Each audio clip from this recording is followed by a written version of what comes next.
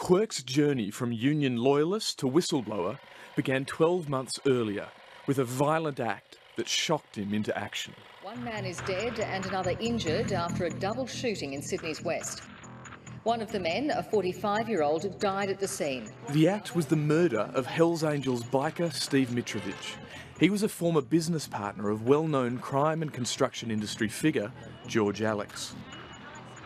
And it sort of became apparent that George wasn't the run-of-the-mill influence peddler. He was far more serious.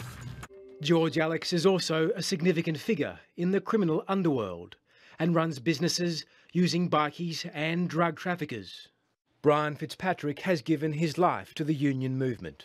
He started his career on a building site and has had his building union membership for 47 years.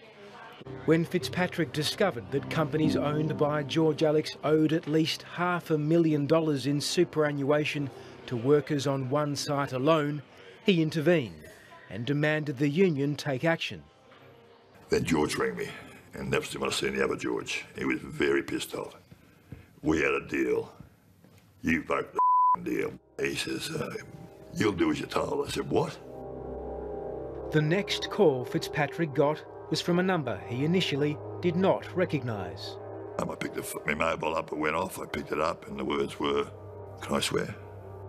The words were, you've gone, I remember it, you've gone too far this time, you fat. You're dead. You're dead. You hear me?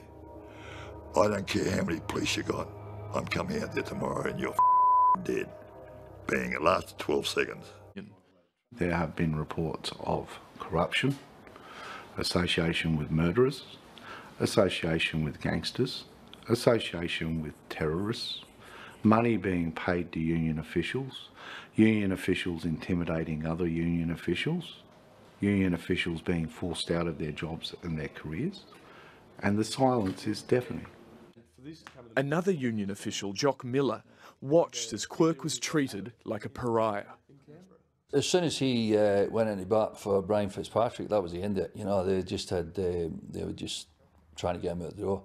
That's you know, he get abused when he was at organisers' meetings, and yeah, I think that was affecting him. And then he's been there a reasonable amount of time, and he's tried his best. The union's inquiry was carried out by barrister Tony Slevin. He's now representing the CFMEU at the Royal Commission into union corruption. Slevin found there was no substance to Quirk's concern. And this is the result of Quirk and Miller's efforts. CFMEU letters sacking them for gross misbehaviour. The letters go on to accuse them of making false statements and damaging the union's reputation. And, you know, this is all taking place against a backdrop of, you know, going to work every day and dealing with people at your workplace who are pretty experienced thugs who, you know, are plainly sizing you up to see which leg they want to break first. When Miller stood up for Quirk and Fitzpatrick, he says he too became a target of harassment by union colleagues. Yeah, I've had sleepless nights because of it. Just can't believe that, you know, they're treating me like this for 29 years as an organiser. And, you know, I've been pretty loyal and done the best I can for the members.